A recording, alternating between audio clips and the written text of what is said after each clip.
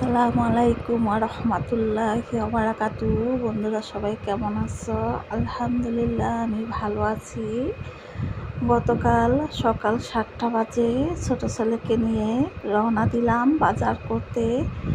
আমি বড়ুয়াতে থাকি, এখানে বাজারের প্রচণ্ড দাম। তো ছোট ছেলে বলল যে আম্মু চলো ইছাপুরে যাই, ওখানে অনেক বড় বাজার এবং দাম কম। তাই রওনা দিলাম ওর বাইকে করে। আমাদের এখানে গ্রাম্য পরিবেশ খুবই সুন্দর, প্রকৃতির রূপ আমাকে মুগ্ধ করে। তো বাতাস খেতে খেতে, প্রচণ্ড বাতাস, হালকা রোদও ছিল। তো রোদেও খারাপ লাগেনি, কারণ বাতাসটা ছিল প্রচণ্ড, যার দরুন গরমটা লাগেনি। তো গল্প করতে করতে গেলাম, বেশ ভালো লাগছে। আমি ঘোরাঘুরি খুবই পছন্দ করি। তো বাজারে এসে পড়েছি ইতিমধ্যে, অনেক বিশাল বাজার, দোকান, তরমুজ, ফল, এই মালটা, বিভিন্ন জিনিস দোকানে রয়েছে। কিন্তু কিছু দোকান আবার বন্ধ ছিল, যা ওপেন করেনি, খোলেনি। তো যাই হোক, আমরা বাজারের মধ্যে ঢুকে পড়েছি।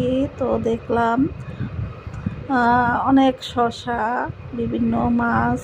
তো পাইকারি রেটে আর খুচরা রেট প্রায় একই দাম দেখলাম। তো ভাবলাম আসলে এখানে বাজার করতে আসাটা ভুল হয়েছে, একই দাম, কারণ আমি দূরে আসলাম বাজার করতে।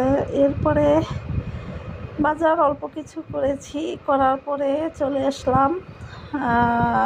ক্ষুধা লাগছে প্রচণ্ড। তো ভাবলাম ছেলের বাসায় যাই। তো এখন বড় ছেলের বাসায় যাওয়ার জন্য আমরা এখানে কিছু নাস্তা কিনলাম, খিচুড়ি, ডিম খিচুড়ি। তো আমাদের খিলকেতে আপনার ডিম খিচুড়ি 60 টাকা করে, কিন্তু এখানে 80 টাকা করে নিয়েছে প্যাকেট।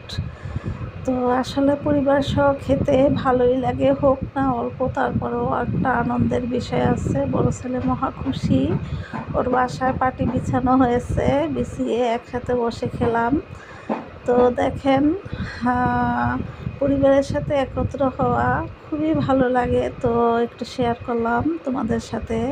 সবাই দোয়া করবা আমাদের জন্য, যেন আল্লাহ তাআলা আমাদের সকলকে হেফাজতে রাখে। আলহামদুলিল্লাহ, সবাই ভালো থেকো। আসসালামু আলাইকুম।